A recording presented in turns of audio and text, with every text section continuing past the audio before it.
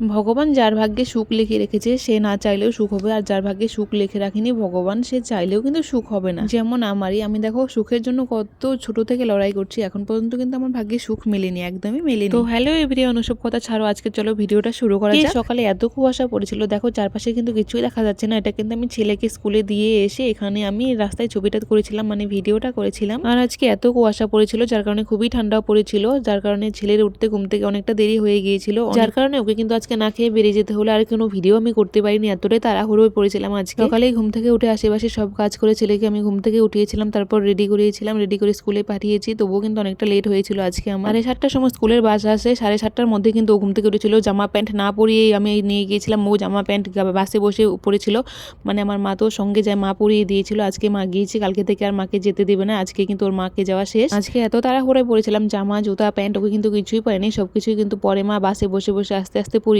আর আজকে এত পরিমাণে ঠান্ডা, দেখো ছাগলগুলো কিন্তু প্রায় 9টা বাজে, আমি একটাও বের করিনি, শেষে কিন্তু মাই স্কুল থেকে এসে বের করেছিল। আমাদের গায়ে যা ঠান্ডা লাগছে ছাগলের গায়ে তো ঠান্ডা লাগবে, যার কারণে আমি ছাগলদের বের করিনি। আর দেখো ছাগলদের চোখগুলো কি সুন্দর দেখা যাচ্ছিল অন্ধকারের মধ্যে। তারপরে চলেছিলাম আমি রান্নাঘরে, সময় মতো তো রান্নাও করতে হবে, সব কাজকর্ম করে নিয়েছি, এখন শুধু রান্নাটাই করবো। আর পাশে দেখো আমার পুষিটাও বসেছিল। আজকে রান্না করবো ফুলকপি দিয়ে মাছের ঝোল, কালকে মাছ এনেছিলাম ওইখান থেকে অল্প মাছ রেখে দিয়েছিলাম, ওগুলোই আজকে রান্না করবো। এক সাইডে তো ফুলকপি ভাপাতে বসে দিয়েছি, আর এক সাইডে আমি কিন্তু ভাত বসিয়ে দিয়েছি কুকারে করে। আর এখন আমি চলে এসেছিলাম মশলা করার জন্য। আর এত পরিমাণে ঠান্ডা, দেখো আমি চাদর কিন্তু বারবার মোড়াচ্ছিলাম, কিন্তু আমার মাথায় চাদরটা থাকছিল না, কিছুতেই থাকছিল না, মানে চাদর নিয়ে না আমার একদমই অভ্যেস নেই, যার কারণে মাথায় চাদরটা একদমই থাকতে চাইছিল না। আর মশলা করতে কিন্তু খুব অসুবিধা হচ্ছিল চাদরটার জন্য, যার কারণে কিন্তু শেষে আমি চাদরটা দেখো খুলেই ফেললাম। আর এই ঠান্ডার মধ্যে কথা বলার মতো কিন্তু কেউই নেই ঘরে আপাতত আমার দিদা মানে ঘুমিয়ে আছে, আর স্বর্ণ আর মা দুজনে কিন্তু স্কুলে চলে গিয়েছে, যার কারণে আমি কানে ইয়ারবোর্ড লাগিয়ে গান শুনছিলাম আর মশলা করছিলাম, রান্না করছিলাম। স্বর্ণকে স্কুলে ভর্তি করানোর পর থেকে কিন্তু বাড়ির সমস্ত কাজ আমাকেই করতে হয়, কেননা মা স্বর্ণকে নিয়ে স্কুলে চলে যায়, যার কারণে মা সময় পায় না, সবগুলো কিন্তু আমাকেই করতে হয়। হ্যালো বন্ধুরা,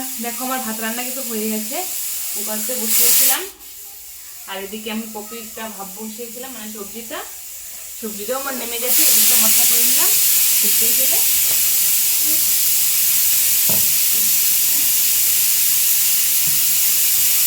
এখন কড়াইটা বসিয়ে নেব। কালকে যে মাছগুলো এনেছিলাম বাজার থেকে, অর্ধেক তো কালকে রাতে রেঁধেছি, মানে কালকে রাতে দুপুরে রেঁধেছি দেখেছিলে, আর বাকি মাছগুলো আজকে রান্না করবো এখন। আর এত ঠান্ডা, হাত পুরো একদম ঠান্ডা, একদম কি বলবো, একদম ঠান্ডা, একদম জমে গেছে, রক্তগুলো চলাচল করছে না, হাতটা খুব অসুবিধা হচ্ছে। ভাবছি একটু গ্যাসে গরম করে নেবো হাতটা।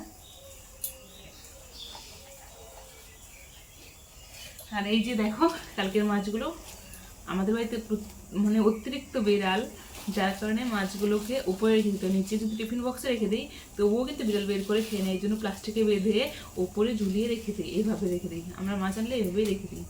এই মাছগুলো দিয়ে হালকা হালকা মাখাটা তরকারি করব, যেহেতু চচ্চড়ি ছেলে খেতে পারবে না, চচ্চড়ি আমারও খেতে বেশি একটা ভালো লাগে না, বেশি ভালো লাগে না, ছোটো মাছের চচ্চড়ি হলে ভালো লাগে। আর এখানে ছোটোটা কমই, বড়োটাই বেশি, যার কারণে ভেঙেই গিয়েছে, যার কারণে ঝোল করবো। এই দেখো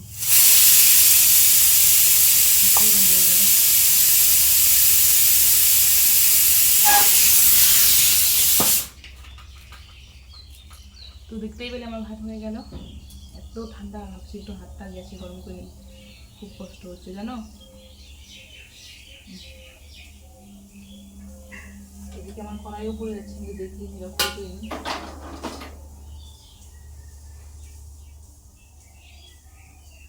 প্রচুর পরিমাণে ঠান্ডা।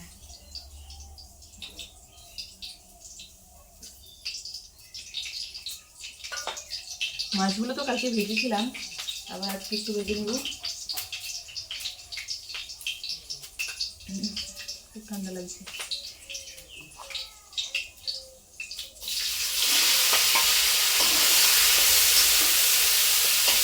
রান্নাবান্না শেষ করে কিন্তু আমি চলে এসেছিলাম একটু নিজের যত্ন করার জন্য, কেননা সকালে আজকে ঘুম থেকে উঠে চুলটা আঁচড়াতে ভুলে গিয়েছি, মানে এত তাড়াহুড়োর মধ্যে চুলটা কিন্তু আঁচড়াতে একদমই মনে নেই, যার কারণে আমি এখন আঁচড়াচ্ছি প্রায় 10টা বাজে তখন। আর সঙ্গে দেখো বিছানাটা কিন্তু তোলা হয়নি আজকে, এতই পরিমাণে কাজের চাপ ছিল আজকে, একটু ঘুম থেকে উঠতে লেট হয়েছে, যার কারণে আর কোনো কাজই কিন্তু করা হয়নি। সত্যি আমি জানতাম না কিন্তু মা হওয়া যে এতটা কষ্টকর, এখন আমি বুঝতে পারছি যে আমার মা আমাদের ছোটবেলায় কত কষ্ট করে মানুষ করেছে, এখন কিন্তু মায়ের কষ্টটা ফিল করতে পারছি। ঠিক আমার ছেলেও একদিন ঠিকই বুঝবে আমার কষ্টটা, একদিন বড় হয়ে ঠিকই বুঝবে, আপাতত হচ্ছে না, এখন তো ঘুম থেকে উঠতেই যাচ্ছে না, এত ঠান্ডা। ঘুম থেকে ডেলি ওকে কিন্তু কান্না করানোর পর ওঠানো হয়, মানে একটা দিনও বাদ নেই যে ঘুম থেকে উঠলেও কান্না না করে, ডেলি কিন্তু ওকে কান্না করতে হয়।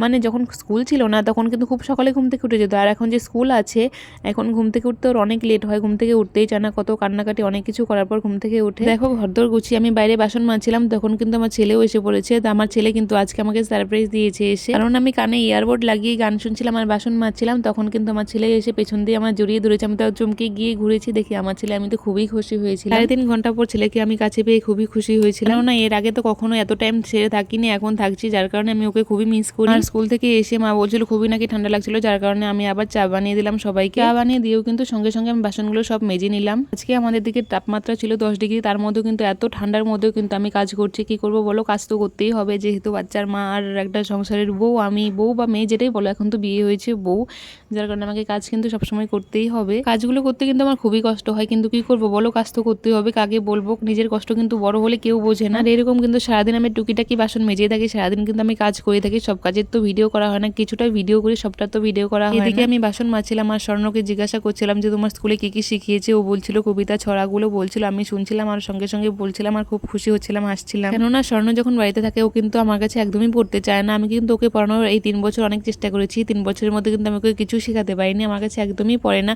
আর এমনকি আমাকে দেখে একদমই ভয়ও পায়। যাই হোক 2 দিনে স্কুলে গিয়ে কিছুটা হলেও শিখেছে, কিছুটা কবিতা বলতে পারছে, এটাই অনেকটা ভালো, মানে আনন্দের বিষয়। এদিকে দেখো আমি তো ছাগলগুলো বেরই করিনি, 10:30 বাজে, তখন কিন্তু মা আর স্বর্ণ দুজনে মিলে ছাগলগুলো বের করছে। এত পরিমাণে ঠান্ডা, আমার না আর কোনো কাজই করতে ইচ্ছে করছে না, কিন্তু কি করবো বলো, কাজ তো করতেই হবে। এক এক করে সব ছাগলগুলো বেরিয়ে যাচ্ছে, 2টো ছাগল বাঁধা থাকে, ওই 2টো ছাগল কিন্তু বেরোতে পারছিল না। প্রথমে যেটা বেরিয়ে গেলো ওটা ছিল আমাদের, আর পরেরটা ছিল দিদির, মানে সবগুলোই কিন্তু দিদির এখন থেকে যে বেরোবে। আর আমাদের ছাগলটার না একটা অভ্যেস আছে, বলো তো কি, ঘুম থেকে উঠেই ওর কিন্তু চলে যাবে রান্নাঘরে, মানে রান্নাঘরে ভাত বা রুটি অন্য কিছু খাবারের জন্য চলে যাবে, ঘাসের থেকে ও অন্য খাবারই পছন্দ করে। কেননা আমাদের এই ছাগলটাকে ছোটবেলায় কিন্তু ওর মা জন্ম দিয়েই মরে গিয়েছিল, যার কারণে ও আমাদের সঙ্গেই থেকেছে, মানে মানুষের সঙ্গে থেকে থেকে ও একটু মানুষ ভাব হয়ে গেছে, যার কারণে ও মানে ঘর থেকে বেরিয়েই আমাদের থাকার ঘরে চলে যাবে। আমাদের ছাগলটার কিন্তু ভাত খাওয়ার খুবই নেশা, আর আমাদের ছাগলের কিন্তু একটা ভালো নামও আছে, তার নামটা হলো ঝুনঝুনি। দেখবো কিন্তু তার গলাতে আমি ঝুনঝুনি দিয়ে দিয়েছি। যাই হোক এরপরে কিন্তু আর কোনো ভিডিওই করা হয়নি, সারাদিন এত পরিমাণে ঠান্ডা ছিল, যার কারণে আমি কোনো ভিডিওই করিনি আজকে। এই ভিডিওটা আমি করেছিলাম রাত্রিবেলায়, আজকে রাতে করেছিলাম রুটি আর ঘুগনি, এই দুটো জিনিসই করেছিলাম, কেননা সকালে রেঁধেছি ভাত, এখন আর দিদা বলছে ভাত খাবে না, যার কারণে এখন রুটি আর ঘুগনি করে দিলাম দিদাকে। আর ঠান্ডার দিনে না ভাত একদমই খেতে ইচ্ছা করে না, আমাদেরই খেতে ভালো লাগে না, দিদা কি করে বয়স্ক মানুষ খেতে ভালো লাগবে, যার কারণে দিদার কথা ভেবেই আমাদের সবার জন্য রুটি ঘুগনি সবকিছু হয়ে গেল। তোমরা কেউ ঘুগনি খেতে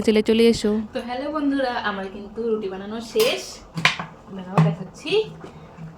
এই দেখো রুটি, আমার রুটি বানানো হয়ে গেছে, এটা পুড়ে গেছে রুটি, এগুলো তো সুন্দরই আছে। রুটি বানানো শেষ আর ঘুগনি করছি, এখানে দেখো ঘুগনিও প্রায় হয়ে গেছে, এখন শুধু চাল হবে নামাবো।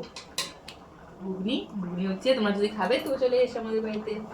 আজকে রাতের এই ছিল মেনু। তারপরে সবাইকে খাবার খেতে দিয়ে আমি নিজেও কিন্তু খাবার খেতে বসে গেছি। তো আজকের ভিডিওটা এই পর্যন্ত, কেমন লাগলো অবশ্যই জানিও। থ্যাংক ইউ ভিডিওটা দেখার জন্য।